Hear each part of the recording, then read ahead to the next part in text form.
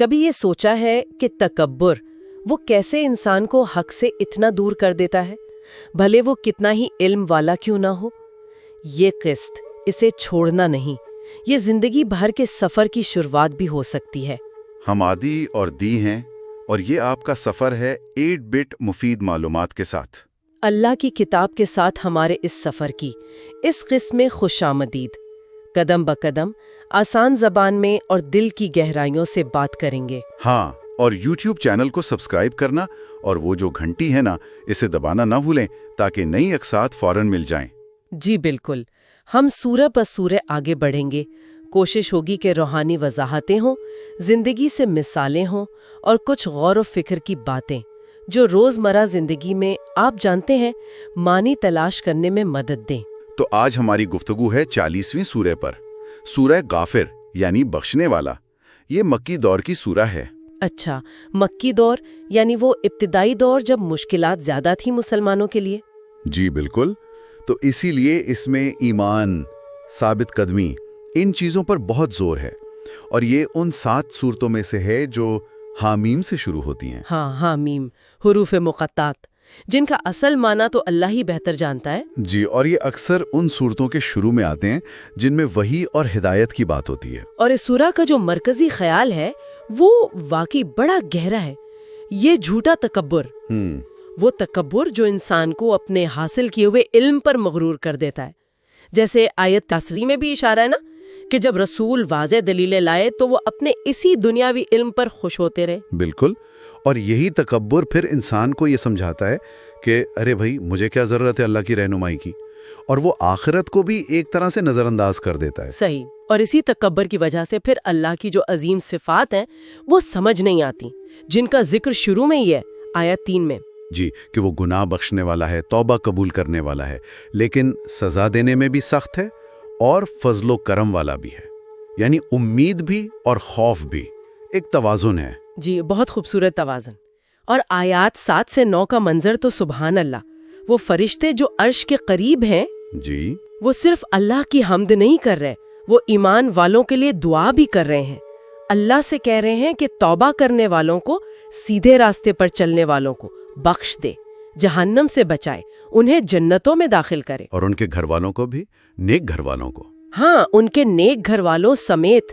یہ جاننا کتنی تسلی دیتا ہے نا۔ یقیناً، اور پھر سورہ ہمیں ایک انسانی مثال بھی دیتی ہے۔ آیات 28 سے 45 میں فرعون کے دربار کا وہ شخص، مومن شخص، جس نے اپنا ایمان چھپایا ہوا تھا۔ اچھا، وہ قصہ؟ جی، جب فرعون نے کہا کہ میں موسیٰ کو قتل کر دوں گا تو وہ شخص کھڑا ہوا، کمال حکمت سے، جرأت سے بات کی۔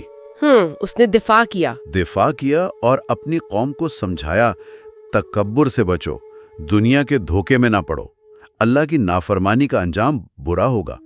یہ صرف قصہ نہیں ہے، یہ تو حق بات کہنے کا، اللہ پر توکل کرنے کا سبق ہے، مشکل سے مشکل حالات میں بھی۔ اور پھر بار بار یاد دہانی ہے پچھلی قوموں کی، قوم نوح، عاد، ثمود۔ جی، ان سب کا ذکر ہے۔ ان سب نے کیا کیا؟ اپنی طاقت پہ، اپنے علم پہ غرور کیا، پیغمبروں کو جھٹلایا، اور انجام کیا ہوا؟ اللہ کا عذاب۔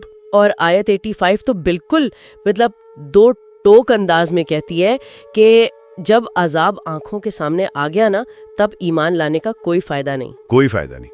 یہی اللہ کی سنت ہے، اس کا قانون ہے جو ہمیشہ سے چلتا آ رہا ہے۔ تو تکبر کے مقابلے میں رویہ کیا ہونا چاہیے؟ اللہ کی طرف جھکنا۔ بالکل، اور اسی لیے آیت 60 میں اللہ خود دعوت دے رہے ہیں۔ کتنی پیاری آیت ہے، مجھے پکارو، میں تمہاری دعا قبول کروں گا۔ سبحان اللہ، کھلا وعدہ ہے، کھلا وعدہ، مگر ساتھ میں وارننگ بھی ہے کہ جو تکبر کی وجہ سے میری عبادت سے منہ موڑتے ہیں، ان کا انجام ذلت کے ساتھ جہنم میں داخل ہونا۔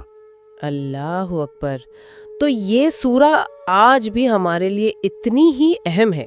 ہم جتنی مرضی علمی ترقی کر لیں، مادی ترقی کر لیں، جی، یہ یاد دلاتی ہے کہ بھائی تکبر سے بچنا ہے، اللہ کی ہدایت، اس کی رحمت، اس کے محتاج رہنا ہے۔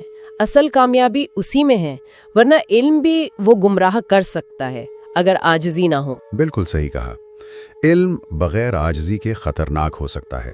تو اسی عاجزی اور امید کے ساتھ آئیے اس سورہ کی روشنی میں اللہ سے دعا کریں۔ میں پڑھتا ہوں۔ اے اللہ غافر الذنب، گناہوں کو بخشنے والے، توبہ قبول کرنے والے، صاحب جلال و اکرام، ہم تیرے سامنے عاجزی سے سر جھکاتے ہیں۔ یا رب، جس طرح تیرے فرشتے مومنین کے لیے مغفرت طلب کرتے ہیں، ہم بھی اپنی اور اس امت کی بخشش مانگتے ہیں۔ ہمارے دلوں کو ایمان کے نور سے روشن فرما اور تکبر سے بچا۔ ہمیں ان لوگوں میں شامل فرما جو تجھے پکارتے ہیں اور تیری رحمت پر بھروسہ کرتے ہیں۔ ہمیں فرعون کے دربار کے اس مومن جیسی حکمت اور سچ کہنے کی جرأت عطا فرما۔ اے اللہ، ہمیں دنیا کے دھوکے اور آخرت کی غفلت سے محفوظ رکھ اور ہمیں ان لوگوں میں شامل کر جن سے تو راضی ہے۔ آمین۔ آمین۔ اس سورہ کا خلاصہ اور جو اہم نکات ہیں ان کے لیے تفصیل ضرور دیکھ لیجئے گا۔ جی، تو یہ ہم سب سننے والوں کے لیے نور اور خیر کی شروعات ہو۔ آئیے اس بابرکت سورہ کے ساتھ اپنا یہ سفر جاری رکھتے ہیں۔